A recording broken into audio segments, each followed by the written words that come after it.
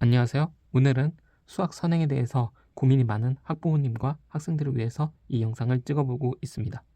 자, 선행에 대해서 여러 가지 의견들이 많은데요. 선행이 필요한 경우가 있습니다. 근데 그 경우가 어떤 경우냐? 지극히 한정적인 경우라는 거죠. 바로 자사고나 특목고를 준비한 학생들이나 내신 1등급을 목표로 한 학생들이 선행이 좀 필요하다 이렇게 얘기를 할 수가 있습니다. 근데 여기서 말하는 내신 1등급은 평소 중학교 실력이 상위 한 10% 안에 드는 학생들을 이야기합니다. 단순히 성적만 좋은 게 아니고 수학을 좋아하고 어려운 문제에 그리고 새로운 문제에 도전하는 학생들이죠. 그리고 많은 사람들이 궁금해 하시지만 선행 진도는 사람마다 달라야 됩니다. 뭐 몇 학년 때는 어떤 걸 해야 되고 이런 게 아닙니다. 그 각자의 역량이 닿는 데까지 하는 게 맞는 거죠. 그리고 제가 이 영상에서 가장 핵심적으로 다루고 싶은 이야기가 이겁니다. 학원에서 선행을 하는 이유랑 실제 선행이 필요한 이유가 다르다는 거죠. 학원에서 선행을 하는 이유는 첫 번째로는 학생들을 거르는 용도입니다. 어떤 학원에서도 이거를 직설적으로 얘기를 해주지 않지만 사실입니다. 공부를 안 한 학생들이 분위기를 망칠 가능성이 높기 때문에 학원에서는 선행을 나가고 있으면 자연스럽게 공부를 안 했던 학생들을 거를 수 있게 되는 거죠. 그리고 두 번째로는 선행이 심화보다 훨씬 가르치기가 쉽습니다. 그리고 거기에 더불어서 학생과 학부모 둘 다 만족도가 높죠.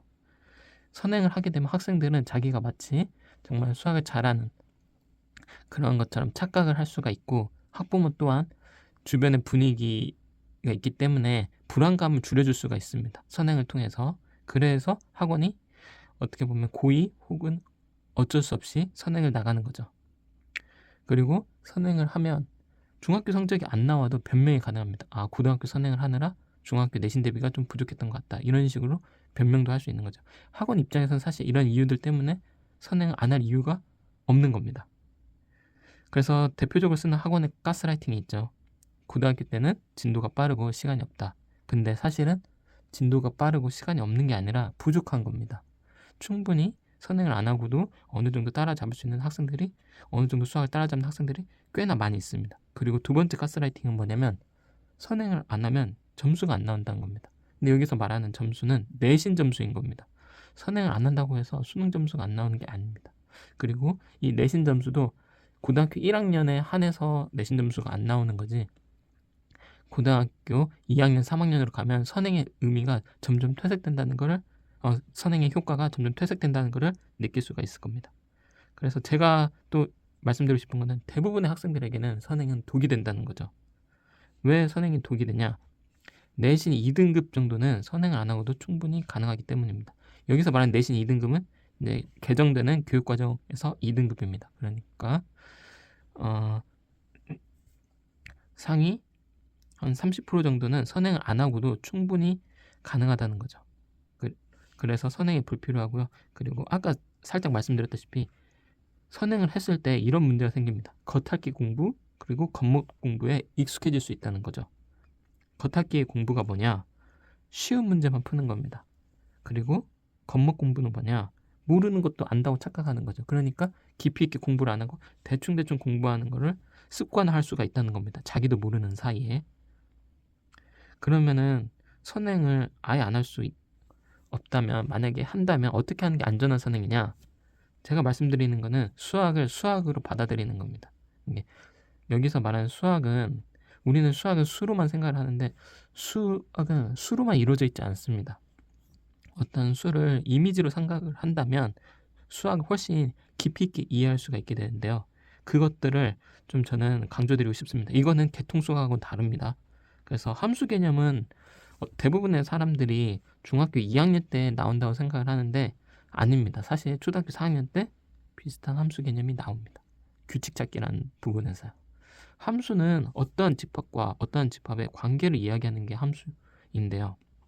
이 관계를 이야기할 때 예를 들어서 설명을 하자면 1, 2, 3, 4가 있고 아래는 2, 4, 6이 있다고 칩시다. 그럼 이 네모에는 뭐가 들어가야 될까요? 자, 당연히 8이라는 숫자가 들어가야 되죠. 이거를 조금만 용어를 넣어주면 함수가 됩니다. 네, 우리가 자주 봤던 이런 모양이 되는 거죠. 그리고 얘는 이렇게 쓸 수도 있겠네요. y는 2x 이렇게 쓸 수도 있겠죠. 그러니까 우리가 초등학교 때 배울 때 이런 규칙을 찾는 거, 빈칸을 채우는 것 자체가 사실은 함수의 시작이었던 거죠. 용어만 나오지 않았을 뿐이고요.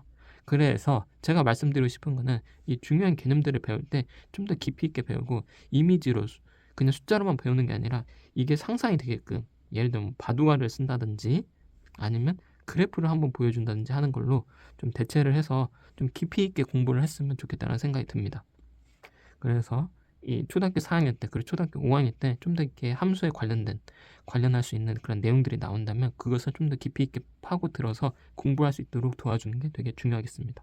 그리고 도형 개념 같은 경우도 초등학교 4학년 때 도형의 이동이라는 파트에서 같은 각을 찾는 걸 배웁니다. 근데 이게 뭐랑 연관이 돼 있냐? 중학교 2학년 때 도형의 닮음하고 연결이 되어 있죠. 그리고 이 도형의 닮음은 고등학교 1학년 때 도형의 이동하고도 연결이 되어 있습니다. 이게 각각의 그 프로세스가 연결이 되어 있기 때문에 이런 중요한 파트들을 놓치지 말라는 겁니다. 이게 초등학교 단원을 보면 굉장히 중요한 단원들이 있고 굉장히 중요하지 않은 단원들이 있는데 중요한 단원들에 조금 힘을 써서 가르칠 수 있으면 좋을 것 같습니다. 그리고 초등학교 때는 나오지 않지만 우리가 일상생활에서 많이 쓰는 것 중에 하나가 수를 세는 거죠. 이 수세기가 경우의 수랑 연결이 될 수가 있습니다. 자, 이 경우의 수는 초등학교 때는 제대로 배우기 어려울 수가 있어요. 단원에 따로 포함되어 있지 않기 때문에. 근데 이거는 일상생활에서 대화를 통해서 경우의 수는 한번 헤아려보게 얘기를 해줄 수가 있거든요. 그래서 경우의 수는 평소에 대화를 통해서 가르친다 이렇게 생각을 하고 접근을 하면 좋을 것 같습니다. 그리고 중학교 2학년 도형과 고등학교 1학년 공통수학에서 배우는 순열이 굉장히 유사한 부분이 많기 때문에 이 경우의 수도 미리 잘 해놓으면 정말 안정적인 선행을 할 수 있다 이렇게 얘기를 할 수 있을 것 같습니다. 자, 마지막으로 제가 말씀드리고 싶은 건 이겁니다. 자, 두 학생이 있다고 칩시다. 고1 때 미적분 계산을 할 수 있는 학생. 미적분 계산법을 배워서 예를 들어서 이런 이제 계산법을 얘를 미분을 하면 이렇게 되더라. 이런 것들을 배운 그냥 이제 미분의 계산법만 배운 학생과 고1 때 모의고사 가장 어려운 문제들 뭐 예를 들면 29번, 뭐 30번 같은 문제들을 스스로의 힘으로 오랜 시간이 걸렸지만 풀어본 학생 둘 중에 누가 더 공부를 잘하게 될까요? 당연히 후자이지 않을까요? 선행하면서 배운 쉬운 문제는 나중에 가면 누구나 다 풀 수 있는 문제가 됩니다. 그러니까 선행에 집착할 필요가 전혀 없다는 것을 마지막으로 말씀드리고 이 영상을 마무리하도록 하겠습니다.